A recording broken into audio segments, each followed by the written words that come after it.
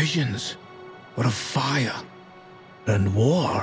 Evet, aylarca bekledikten sonra sonunda World Soul Saga The War Within'le başladı ve muhteşem bir şekilde, bence nefesleri kesecek bir şekilde, benim beklediğimden daha iyi bir şekilde başladı. Ben görevleri 2 kez üst üste yapıp bitirdim ve çok farklı duygular içerisindeyim ki bu duygular üzerine de daha sonra konuşmak istiyorum.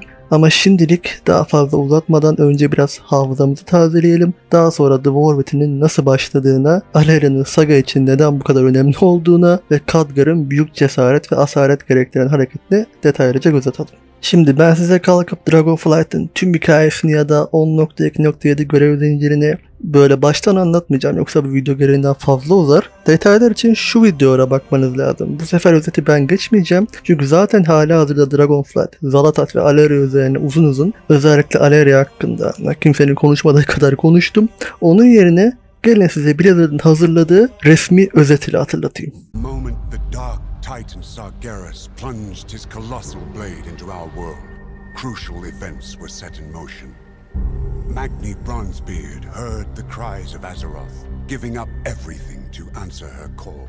Since being wounded by the Mad Titan, Azeroth has been crying out in pain. As her dutiful speaker, he rallied the champions to her aid, and ultimately to confront the return of the old god, N'Zoth. It was during this conflict that Xal'atath, a mysterious entity of the Void, made a deal with N'Zoth, freeing her from the cursed blade that bound her essence within. Honor our bargain. Free me to find my own fate. After she vanished into the darkness, N'Zoth was confronted by the mortal champions and destroyed, ending the old god's reign of terror. But they were not the only malevolent force with its eyes set on Azeroth. For soon, the sky was sundered, the Shadowlands split open, and our heroes were pulled into the realm of death itself. Go, champion! Go! It was there that Anduin Wrynn endured the worst. Captured, tortured, and through dark domination magics, forced to commit terrible acts against his will. I'm afraid that if I call on the light, it won't answer. Scarred and shaken by his experience, he vanished, his whereabouts unknown. After the threat of the Shadowlands had been quelled, the dragons of Azeroth returned to their ancestral homeland. It was here that the primal dragon, Iridikron, broke free of his prison, and in pursuit of vengeance upon the Titans who he felt had stolen our world, he secured an ancient, powerful artifact, the Dark Heart. When the Titans come to reclaim their prize, I will be waiting. As word of this new threat started to spread, people began experiencing strange visions. The Radiant Song is being heard all across Azeroth. The Council doesn't know what to make of it. It was then that Alleria Windrunner, a deadly huntress who had harnessed the powers of the Void as a weapon against the darkness, was summoned to investigate. We still don't know what this Dark Heart relic is capable of, but we do know it's in the hands of someone called the Harbinger.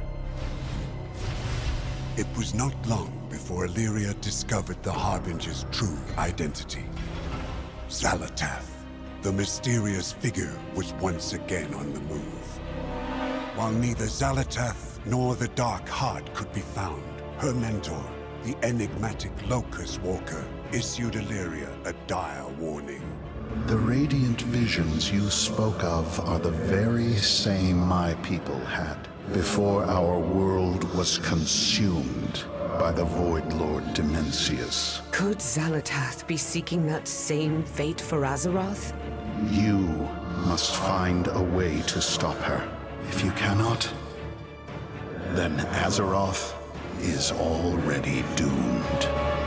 Evet, bu özetin hafızanızı tazelemek için yeterli olduğunu düşünüyorum ki dediğim gibi zaten aylardır detaylıca konuştuk. Burada önemli olan şey, bu özet videosu Aleria ile bitiyor. Locust Walker'ın Aleria uyarısı ile yük sorumluluk Aleria'nın üzerinde olacak. Zaten şimdi giriş hikayesini ve sinematikleri incelemeye geçtiğimde onu küçümsemeye devam edenlerin hemencecik ölüp harcanmasını, yılmanların avuçlarını yalayacağını anlayacaksınız. O zaman artık daha fazla uzatmadan o epik, bence Broken Shore'la aynı etki yaratan The War Within giriş görevlilerine birlikte göz atalım. Şunu söyleyeyim, öyle oturup görev şu bize bunu dedi, bu bize bunu dedi şeklinde anlatmayacağım. Çünkü ben yani sevmiyorum öyle yapmayı. Size önemli yerleri gösterip gerekirse üzerine konuşacağım. Aradaki detayları ben kendim özetleyeceğim. Aslen sinematik analizleri üzerine yoğunlaşacağız. The War Within hikayesi komadan uyanan Magni'nin bizi Kaz Algar'a gitmemiz gerektiği konusunda uyarmak için Dalaran'a çağırmasıyla başlıyor. Kaz Algar. The Titan installation mentioned in Alderman's records. And it may now be in danger. We must convene the council. Remain vigilant. Once more, Dalaran is called to the aid of our world. Magni? Azeroth showed me a vision of a city in flames in the ancient lands of Kaz Algar. Her voice was desperate. We must act quickly. Archmage Drendon has proposed, and the council agrees, that we bring the full force of Dalaran to this Kaz Algar. Make ready, our people, and prepare the city for teleportation. Whatever lies ahead, we will face it together. Evet, şimdi arkadaşlar size şunu söyleyeyim. Beni tanımayan, kanala yeni katılan veya tarzıma alışık olmayan yeni arkadaşlarımıza bir uyarıda bulunmak istiyorum ben.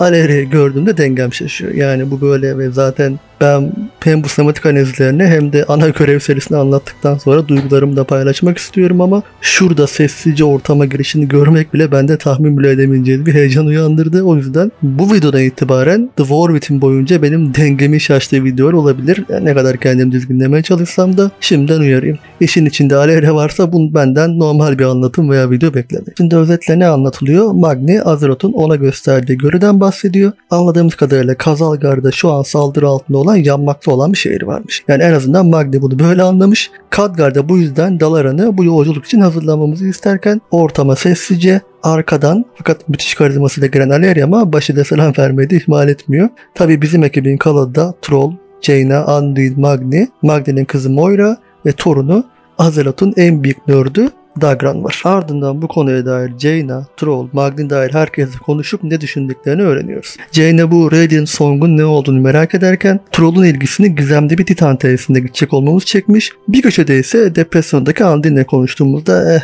pek umutlu değil.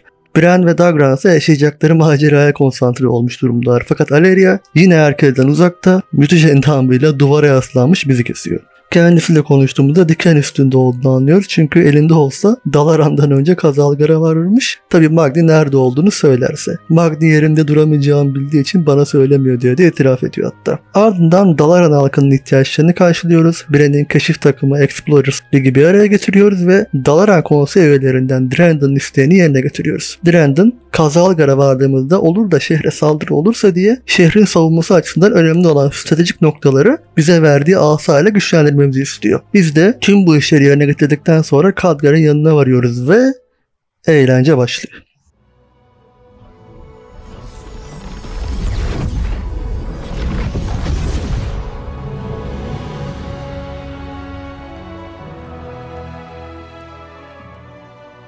It's even more amazing than I'd imagined.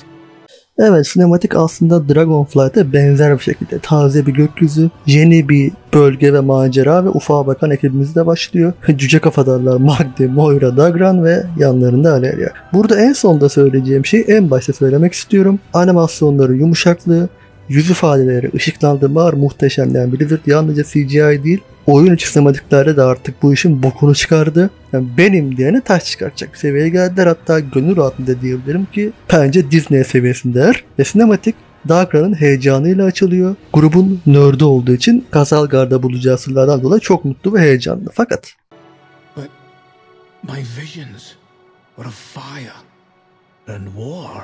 evet, bu huzurla başlayan ana rağmen saganın neden Dragonflight gibi olmayacağını bu anda anlıyoruz aslında. Magni'nin içi rahat değil çünkü böyle huzurlu bir tablo görmeyi beklemiyordu ve bu anda kamera Aleria'ya tüm bir hikayenin başrol oyuncusuna geçiyor ve yavaş yavaş Alera'ya yaklaşırken müzik kesiliyor. Odağımızı tamamen Alera'nın almasını istiyorlar. Sade gözükse de aslında bu sadeliği çok güzel olmuş ve ona seçtikleri renk tonları da aslında parlak. Bunu biraz daha ilerisi için aklınızda tutun ki zaten benim gözümde Alera zaten çok güzel oldu hep. Ve Magni konuşurken Alera'nın gözlerinde şüphe ve aslında endişe olduğunu görüyoruz. Gözlerindeki şüphe yerin yavaş yavaş endişeye, ardından da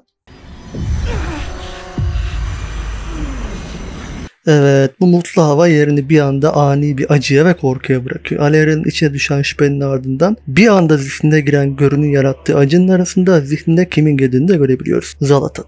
Yakınlarda, çok yakınlarda ve Alerya onu sezebiliyor. Burada güzel detaylardan biri aslında Alera'nın Zalatat'ı sezebilmesi zaten. Yani örümcek hissi gibi düşünün. Zaten bu yüzden başına ağrı giriyor ve bu konuyu uzatmamaya çalışacağım ama modelinin neden yenilendiği, yüz ifadelerinin saçma dereceli detaylı olmasından belli. Ayrıca Alera'nın mental olarak saldırı altına girdiğini veya gördüğünü vurgulamak için kullandıkları bu çerçeveyi aslında burada Nozdormu için de kullanmışlardı. Umarım Alera için bunu daha çok kez görürüz ki göreceğiz. Alera'nın başı daha çok ağrıyacak her anlamda ve bu anın ardından sinematikteki o huzur havası yerine şüphe ve korkuya bırakıyor.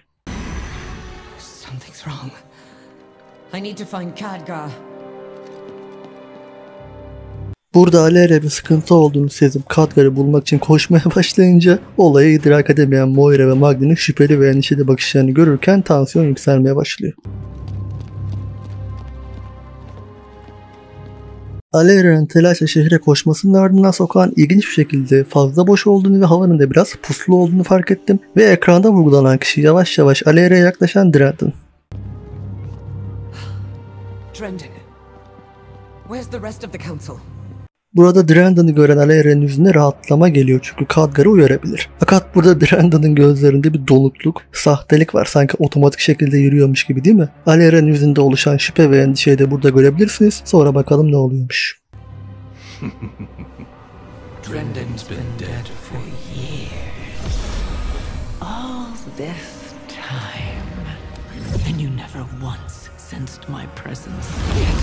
Evet, Dwarven'in ilk plot twist'i yani beklenmedik sürprizi. Kirin Tor'daki büyücü meclisinin üyelerinden Drandon yıllar önce ölmüş ve Zalatat onun yerine geçmiş. Ne zaman öldüğünü bilmiyoruz fakat bir süredir meclise dahil olmadığını ve ancak ne tesadüftür ki Zalatat'ın geri döndüğü peç olan 12-7 yere Dalaran'a dönerek meclise geri alındığını biliyoruz. Yani Zalatat aylardır Dalaran'da meclisi manipüle ediyormuş. Bu yüzden Dalaran'ın tüm gücüyle Kazalgar'a gelmesini ve stratejik noktalara büyü uygulamamızı istemiş. Diğer detay ise şu, Zalatat burada bir korku filmi karakteri gibi aslında ve dikkatli bakarsanız kendi formuna geçerken Alera'yı görüntüyü maskelemek için kullanmışlar. Abi açık konuşayım, WoW'un hikayesi bana en son ne zaman dedirtebildi bilmiyorum ama burada okkalı bir çekmiştim. Yani işte bunu özledim zaten. Ve size az önce Alera'nın güzelliğinden ve bu güzelliğin sadelikten geldiğini söylemiştim değil mi? Bakın burada bu sagayı götürecek iki hatunu yan yana görüyoruz ilk kez. Alera'nın güzelliği bence sadeliğinden ve renk temasındaki parlaklıktan gelirken Zalatat'ın güzelliği tam aksine abartılı bir şatafat ve karanlık renk tonlarından geliyor. Alera ve Zalatat arasındaki sayısız basitsizlikten ama bunların sağladığı sembolizmden çok bahsettik. Bu da onlara vurgulandığı anlardan biri. Ayrıca Alera'nın yüzündeki dehşeti ve Zalatat'ın rahatlığına da bakın çünkü şu an üstünlük Zalatat'ta. Ve daha önce dediğim gibi Alera korkuyor. Ve yani şu kare yani sexual tension gerçekten şu ikisi arasında cinsel tansiyon bu ne oğlum? Ayrıca Zalatat Alera'nın bir nefes kadar yakınında burada boynundaki korkutucu nefes gibi. Son olarak da şu an bu ikisi var ya benim masum Alera'mda şu zır deli. Alera ve Zalatat şu an oyundaki en detaylı, en iyi gözüken oyuncu sinematik modellerine sahipler. Bu da beni çok mutlu eden şeylerden biri. Oh, it's not time for that yet. But if you're so eager for a fight, perhaps this can keep you occupied. Until we meet again, Valeria. Size aylardır dediğim şeyin doğrulandığı anlardan biri Zalatat'ın hedefi Valeria. En başından beri de oydu ve öyle olacak. Zaten konuşmaya devam ettikçe iyice anlayacaksınız. Zalatat'ın isteğiyle yerleştirdiğimiz büyüler sayesinde Neribionlar Dalaran savunmasını rahatça aşarken Zalatat Valeria'yı derinlere çağırıyor ve son sözü de bir daha görüşeceğiz oluyor. How could I be so blind? Alera tabii ki bu olayın ardından yine kendini suçluyor, nasıl fark edemedim diye ve bu aşamadan sonra da arkada yükselen gergin müzik, yıkılmaya başlayan Dalaran'la kendimizi Broken Shore'dan hallice bir senaryoda buluyoruz. Zaltat en başından beri Archmage Drandon'da, en başından beri benim yanı başımda plan kuruyor, bizi gözetliyordu. Nasıl bu kadar kör olabildim? Şimdi ise Dalaran'ı bir Neribin ordusuna istila ediyor. Zaltat bunların hepsini planlamış. Kazalgar'a gelmemizi istemiş. Evet, burada Alera kendini suçlamaya devam ederken benim size anlattıklarım da doğruluyor. Dalaran will not be a fly in Xal'atath's web. Şimdi buradan sonra tek tek her şeyi anlatmayacağım ve önemli anları göstereceğim. Çünkü zaten konuşacak çok şeyimiz var. Bulabildiğimiz herkesi kurtarırken istilacı bir şehirde olabildiğince temizleyerek Krasus Landing'de bizi bekleyen Alera'nın yanına dönüyoruz. Kurtarabildiğimiz herkesi kurtarmamıza rağmen Alera hem başkaları da olabileceği hem de Khadgar'ı yalnız bırakmak istemediği için şehre dönüyor. Fakat...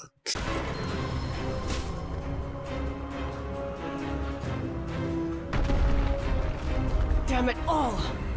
Cut through the sewers and find Ve biz de kanalizasyona indiğimizde kimi görelim? Anduin. Anduin'le beraber Dalaran'ın altında yaşayan rogue'ları kurtarıyoruz ve ardından Anduin burada kurtarabileceğimiz herkesi kurtardığımızı söylediği için Khadgar'ın yanına dönüyoruz. Fakat...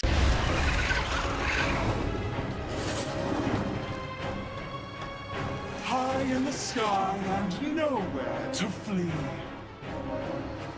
Gather all you can find. Bring them below. Xal'atath has plans for them.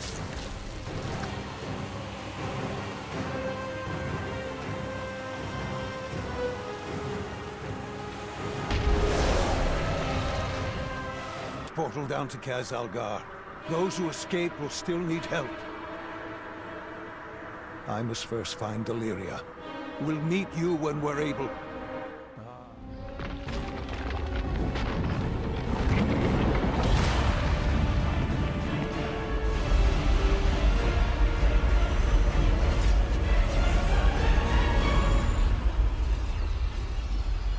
Khadgar, we meet at last.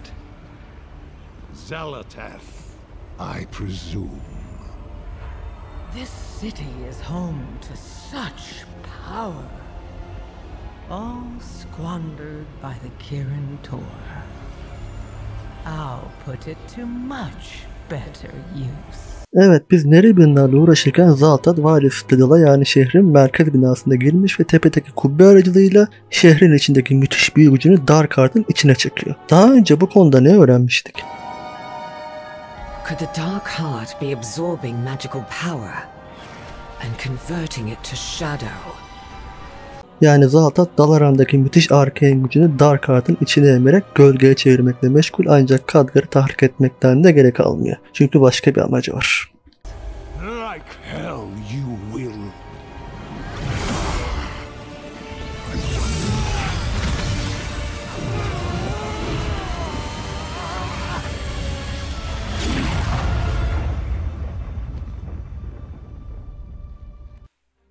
Öfkesine yenik düşen Khadgar Zaltat'a istediğini, belki de fazlasını veriyor. Bakın, Khadgar çok göstermese de aslında güçlü. Medivh ile Ash'Taran'ın ortada olmadığı bir dönemde Azeroth'un gardiyanı ve en güçlü büyücüsü. My path leads elsewhere. Besides, Azeroth has found her guardian in you, young trust. I have made it clear before. I do not want such power.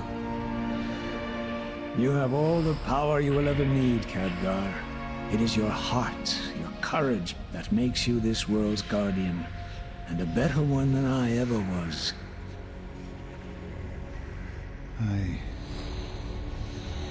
I don't know what to say, Medivh.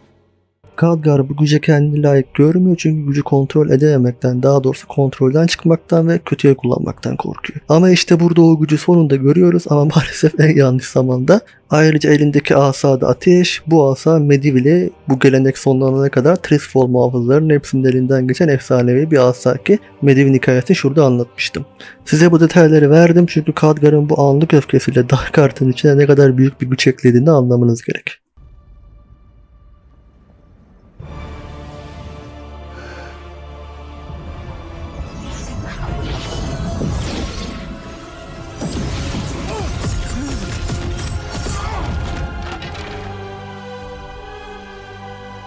Evet ve Zalatat, Khadgar saçımı bozdun dercesine bir ifadeyle o bulutun ardından hiç zarar görmemiş, tam aksine istenini almış şekilde çıkıyor. Burada dikkatimi çeken ilk şey Zalatat'ın şu güç gösterisi. Yani boss olması durumunda kullanacağı yeteneklerden birinin bu olacağına emin edebilirim. Şimdi burada Khadgar'ı duvara yapıştırıyor ya, burada hayır yapma dediğimi hatırlıyorum ki keşke kendimi kayda alsaydım bunları izlerken. Çünkü Khadgar favori karakterim olmasa bile ikinci bir Varian vakası yaşanmasını istemiyordum. Öyle olmadı. Ayrıca Ateş burada parçalanıyor.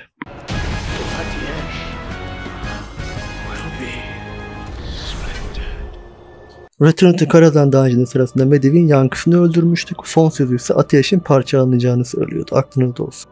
Ayrıca Zalatat'ın bu yüz ifadesi ne oğlum harbiden hasta bu. Bakın şuraya da mesela mimiklerine zırdeli. Fakat Zalatat'ın keyfi pek yerindeyken ortama bu hikayenin kahramanı, Zalatat'ın gerçek hedefi, benim de her şeyim geliyor.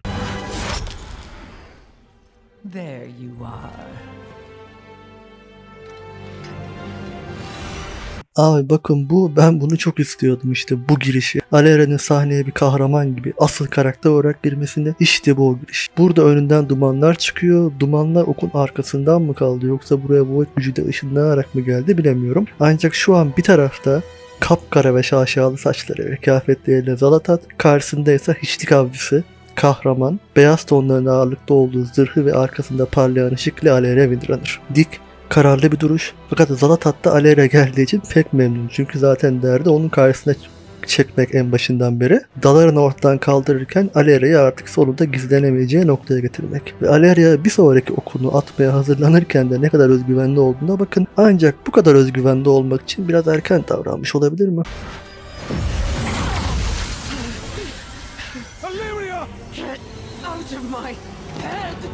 Şimdi ben bu 7 saniyelik an üzerine konuşacağım. Çünkü düşündüğümden daha önemli ve tabii ki bir sürü detay buldum. Üzerine bahsedeceğim ilk detay şu. Zalatat tek el hareketiyle Alera'nın tüm savunmasını yerle bir edebiliyor. Çünkü size çok ya bahsettiğim gibi Alera'nın içinde hiçbir ölümlü de olmaması gereken bir enerji var. Bir karanlık narun özü var. Bu yüzden Zalatat'ın Alera'nın içindeki void gücünü aslında ateşlemesi, tetiklemesi müthiş ince bir düşünce. Zaten Alera'nın özgüveninin hata olduğunu söyleme sebebim de bu. Henüz çok erkendi bu aşama için. Hazır değildi. Gardının düşmesi ve yere kapaklanması bu kadar kolay şu an. Zaten korkudan nefes nefese kalıyor. Yüzünde de tam bir ben ne yaptım ifadesi var. O dehşeti çok güzel vermişler. Çok çaresiz kalıyor burada. Sonra da zaten dayanamayıp dizlerinin üzerine çöküyor. Yani odaya girdiği anda bu an arasında siyah ile beyaz kadar fark var. Başka müthiş bir detay. Zalatat Alera'nın içindeki gücü tetikliyor demiştim ya. Abandon your flesh. Bedenini terk et. Zalatat Alera'ya saldırdıktan sonra Alera'nın ellerine bakın. İçindeki void enerjisi ellerinden dışarı akmaya başlamış. Hatta biraz daha ilerlersek eldiveni ve eli iyice mora bulanmaya başlamakta kalmayıp aslında bir an koluna kadar iniyor.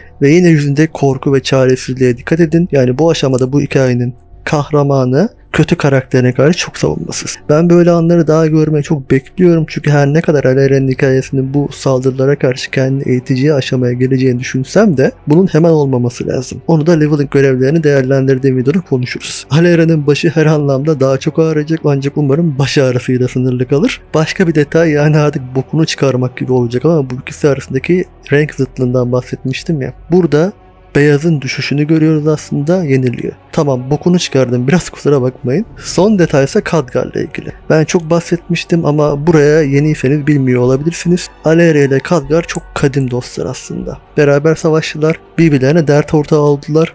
Bazen de kavga ettiler. Belli etmese de Alera Khadgar için çok değerli. Zaten birazdan göstereceği o müthiş cesaretin iki sebebinden biri de bu kadim dostlukları.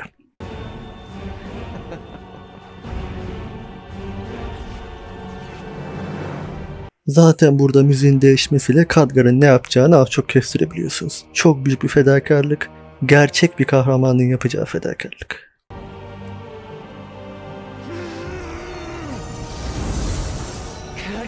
Buradaki animasyon kalitesi ama aynı zamanda ses aktörünün başarısı yine müthiş. Khadgar, Alera'nın en son isteyeceği şey yapıyor. Onu oradan uzaklaştırıyor ve Alera hiç memnun değil bundan. Zaten sesinde de kızgınlık ve endişe aynı anda hissedilebiliyor. Bak sakın aklındaki şeyi yapma dercesine ama Khadgar yapacak. Alera istese de istemese de. Çünkü This isn't the real fight.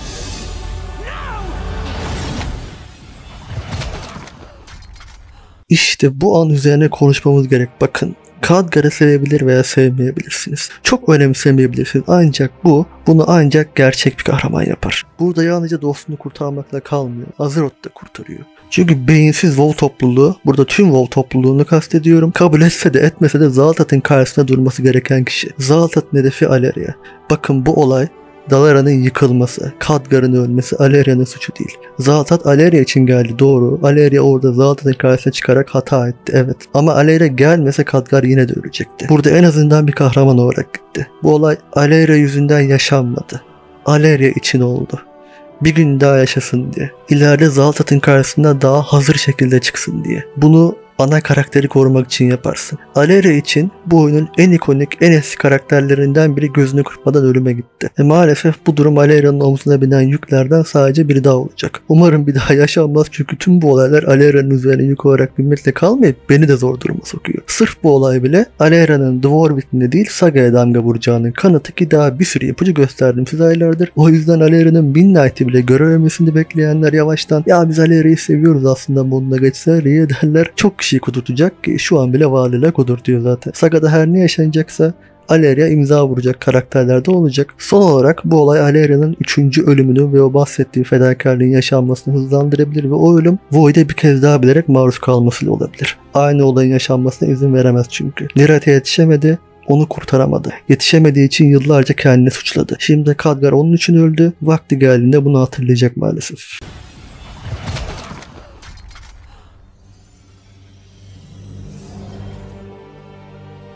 Goodbye, Guardian.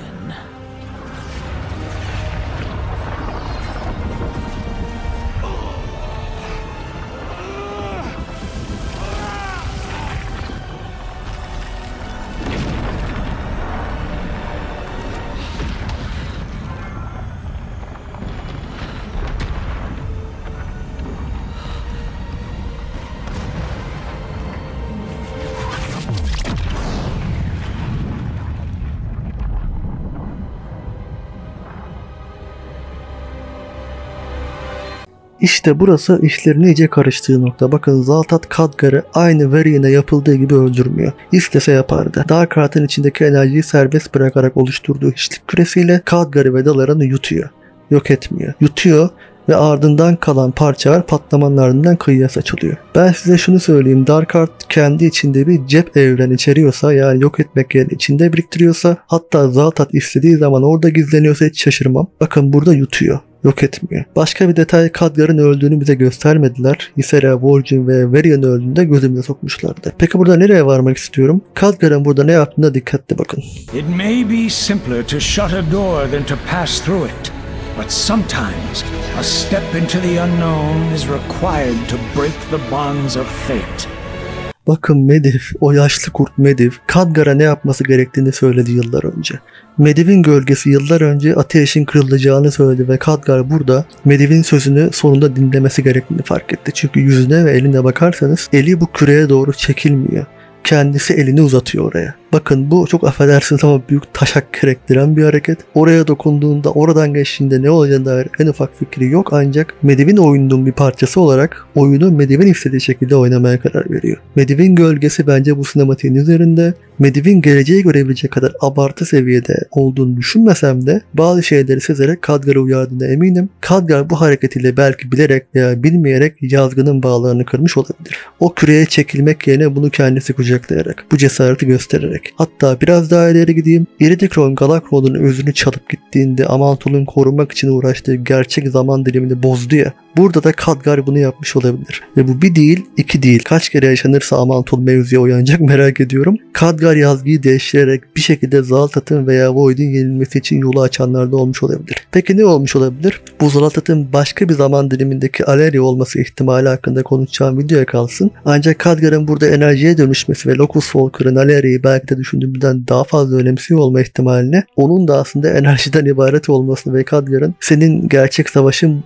bu değil sözüyle birlikte aklınızda tutun. Evet, bugünkü video bu kadardı. Bu olayın ardından gelen görevleri Dwarven'in ana hikayesini değerlendireceğim, videoya saklayacağım çünkü bence yeterince konuştuk. Favori karakteri Khadgar olan arkadaşlara şimdi söyleyeceklerim büyük yüzsüzlük gibi gelebilir. Zaten bu yüzden umarım Alleria için canını veren başka karakter olmaz diyorum. Eğer Khadgar gerçekten öldüyse büyük bir kahraman olarak çok affedersiniz ama nasıl taşaklı biri olduğunu cesaretini kanıtlayarak gitti. Fakat tekrarlıyorum, öldüğünü göstermediler ve ekran dışı kalan hiçbir ölüm kesin değildir. Khadgar'ın burada ölmemiş olma ihtimalini ve bir şekilde tekrar hikaye etki etme ihtimalini de bu fedakarlığı değersizleştirdiğini düşünmüyorum, çünkü Khadgar Alleria için veya Tralyon için yine olsa yine yapardı. Ayrıca bu sinematikle takip ettiğim ve daha önce ilgi duyduğum tüm kurgu evrenler arasında tartışmasız favorim olan Alleria'nın önemli vurgulanmasına ek olarak diğer favorim olan Medivh'in gölgesini de bu sinematiğin üzerinde hissetmek bana çok garip hissettirdi. Ve işte duygulara gelirsek arkadaşlar, bakın The War Within benim için çok zor geçecek, yani hem iyi hem kötü anlamda. Dediğim gibi duygularımdan aslen ana görev serisini değerlendirdikten sonra bahsetmek istiyorum. Fakat ben 10 yıldır WoW oynuyorum. Warcraft 3 ile büyüdüm ve daha önce hiçbir WoW Expansion'ın leveling görevlerini bitirdikten sonra ter bastı diye duş almadım. Bu bana özellikle Shadowlands ve Dragonflight'tan sonra ilaç gibi geldi. Hiçbir WoW Expansion'ını, yani girişi beni bu kadar sarsmadı. Midemde kelebekler uçuşturmadı ve ben bunu çok özlemişim. Yani bu videoda duygularıma hakim olmaya çalıştım ama leveling görevleri hakkında konuşacağım video hakkında garanti veremiyorum. O yüzden sıkıntı olacaksa siz bilirsiniz. Alleria benim artık neredeyse kaybettiğim bu duygusal bağı tekrar uyandırdı. Bu yüzden benim dengem daha çok şaşacak. Belki yine ağlayacağım, belki sinirim bozulacak. Ben Warcraft'ı zaten bende uyandırdığı bu duygular yüzünden sevdim. Ve Alleria da benim için şu an tahmin edemeyeceğiniz kadar önemli. O yüzden video kurgumu ne kadar profesyonel tutmaya çalışsam da anlatım konusunda, hele konu Alleria ise benden aynı şeyi beklemeyin. Bir tane Alleria Arathor sinematiğinde bakar benim kırılmam. Haberiniz olsun. Evet, umarım The War Within giriş görevlerini ve sinematiklerini güzelce değerlendirebilmiş ve size belli noktalarda bu böyle olabilir mi dedirtebilmişimdir. Video altına yorumlarınızı ve The War Within'e dair ilk izlenimlerinizi bekliyorum. Ancak ne olur yorumlarınız bu video ile ilgili sınırlı kalsın. Ana görev serisi hakkında pek bir şey demeyin. Onu zaten kendi videosunda konuşacağız. Bir sonraki videoya kadar saygılar, sevgiler.